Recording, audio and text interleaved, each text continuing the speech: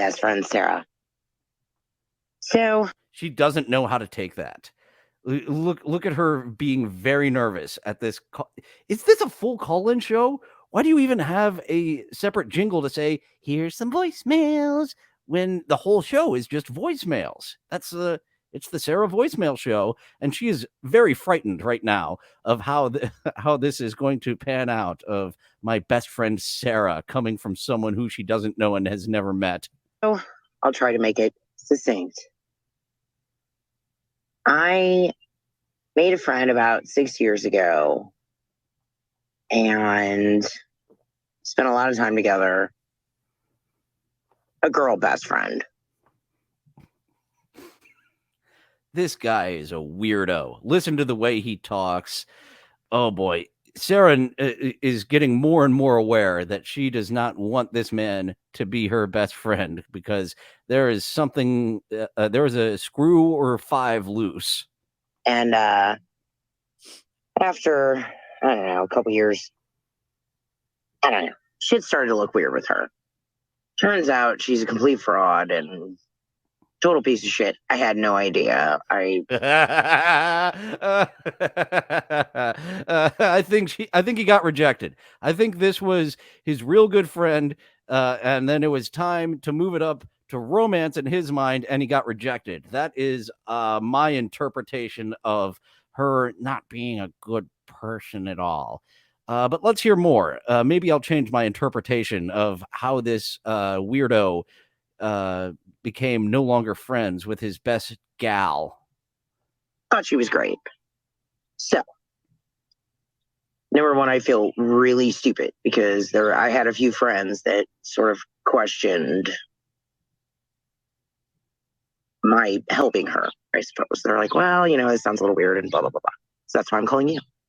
But really what I want to know is, number one, has something like this ever happened to you? Not enough information, sir. I had this friend. She was a lady. She was friends. We were friends, and then she was a phony. Not enough information. I believe you were the one with a screw or five loose, and this lady friend was just a lady. Could be wrong there. You did not give me enough information to work on. Is he calling from inside a birdcage? You're like a famous and rich person, so people are trying to fraud you, I would imagine, sometimes. I'm, comfortable. I'm not wealthy or anything, and this is not. Now you're rambling on about nothing when you could be telling us details about this story so we could give you actual information. We could give you actual feedback on if you are a crazy person or if she is a bad person. I don't know. Fucked if I know. I mean, I'm out a little bit, but it was more about my time and, that kind of thing. Secondly, how do you vet people into your life? Well, I'm sorry that happened to you. I vet animals into my life. I doctor people into my life. Did I say that joke right? I vet animals into my life. I doctor people into my life.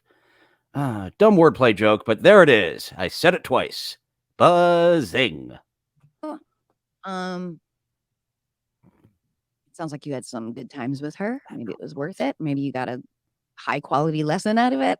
Yeah, I got bamboozled a couple of times when I first lived in New York City, and then once out here from someone in my apartment building. But for the most part, I have a pretty good. I think maybe from those things actually, I have grown a pretty good bullshit detector, and I've learned to trust my. How's your bullshit detector with that caller? Because mine was going off. My gut, completely, and that's how I navigate that stuff. I don't have much more else to say, but that you. And that's all Sarah has to say about that. Use this as a valuable lesson. Go back and think about what those red flags were, so that next time you might trust your gut a little bit more. Here's some ads. Yeah, your jingles are giving me the chills of the douche variety.